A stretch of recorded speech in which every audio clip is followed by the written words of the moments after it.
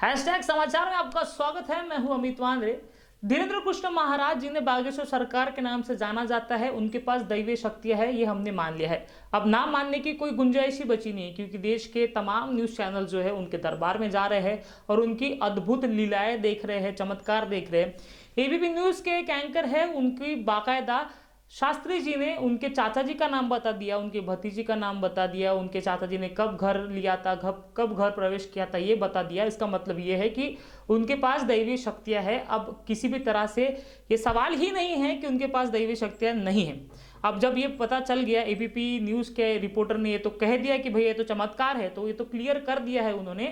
तो मेरे कुछ सवाल जो है वो धीरेन्द्र शास्त्री जी से है। मेरे सिर्फ 15 सवाल है, उनके जवाब उन्होंने दे देना चाहिए। ऐसा नहीं है कि मैं डाउट कर रहा हूं उनके शक्तियों के ऊपर, नहीं नहीं नहीं नहीं नहीं, बिल्कुल नहीं। मैं उनके शक्तियों पर डाउट नहीं कर रहा हूं, मुझे उनके शक्तियों पर पूरा विश्वास हो गया है, क्योंकि एबीपी के न्यूज के रिपोर्टर ने बता दिया है। मैं उनके ऊपर विश्वास करता हूं।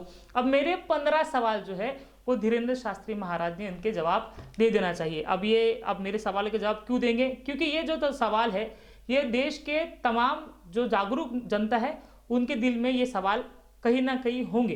तो इसलिए मैं उनके बिहाफ में आपसे पूछता हूं, और इनका जवाब जो है आप सोशल मीडिया पर दे सकते हैं, क्योंकि आप इसके पहले भी सोशल मीडिया के माध्यम से कई सारे सवाल जो आपके ऊपर लगे उसके जवाब आप देते रहे हैं। तो इन 15 सवालों के जवाब जो है आप सोशल मीडिया के माध्यम से दे सकते हैं, अगर आपकी इच्छा हुई तो। मतलब कहीं भी डाउट नहीं है हमारे दिल में कि आपके पास दैवीय शक्तियां नहीं है। जी, आपके पास बिल्कुल दैवीय शक्तियां, लेकिन ये छोटा सा सवाल जो है, 15 सवाल मेरे हैं, वो उसके ऊपर आप थोड़ा सोच सकते हैं। धीरेन्द्र कृष्ण शास्त्री उर्फ बागेश्वर सरकार उर्फ चमत्कारी बाबा की लीला देश की मीडिया आप तक पहुंचा रही है।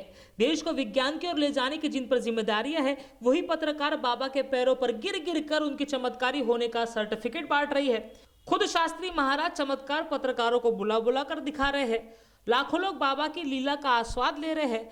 देश की सर्वसमावेशी और हिंदुत्व का एजेंडा चलाने वाली मीडिया बाबा को चमत्कारी बता दिया है। ऐसे में बाबा चमत्कारी है, उन पर हनुमान जी की कृपा है, और इसलिए बाबा जी लोगों की मन की बात बता देते हैं। मन की बात ही नहीं, ये बाबा तो भूत पिशाच भी उंगलियां दबा दबा कर भगा देते हैं। ऐसे में उनके विद्या पर सवाल खड़ा करना मूर्खता ही होगा। देश की मीडिया के सर्टिफिकेट देने के बाद हम कौन होते हैं बाबा जी के शक्तियों पर सवाल खड़े करने वाले? हमने मान लिया है कि बाबा जी अंतर्यामी है, दैवीय शक्तियों के धनी है। अब बस इन्हीं दैवीय शक्तियों से बाबा जी 15 सवालों का जवाब दे दे तो देश का थोड़ा भला हो जाएगा।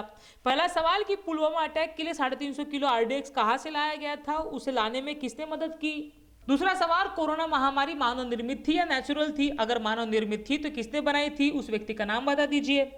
तीसरा सवाल, भारत में बांग्लादेशी और पाकिस्तानी कितने घुसपैठिया है? चौथा सवाल, भारत में पाकिस्तान के कितने स्लीपर सेल्स काम कर रहे हैं?